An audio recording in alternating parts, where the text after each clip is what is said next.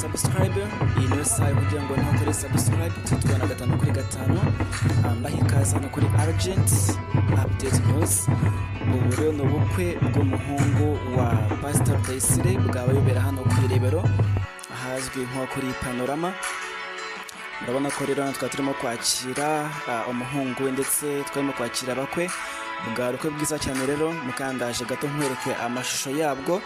Bwari ubukwe bwiza cyane rwose, natwe tuba twabukererewe dore uwo muhungu wa Pastor Rutayisire yaramaze kuhagira. Rero turimo kumwakira, ndaje mukaya nk'iyi video rero yuzuye igaragaza uburyo ubukwe bwari bwiza cyane rwose, ndetse twifuza kugira urugo ruhere, urugo rwiza kandi urugo rurangwamo n'amahoro y'Imana.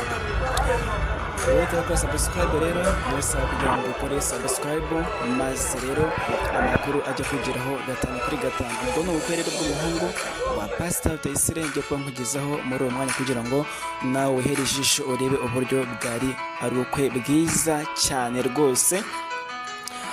Ni ubukwe bwawe ku munsi rero weje ku itariki 9 z'ukwezi kwa 8 2025.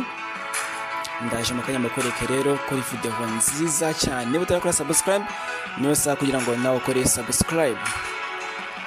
Tubize ko namakanya rero mugira umunsi mwiza. Mukanya gato cyane ndaje nkwereka video igaragaza ubukwe uko bwari bwiza cyane.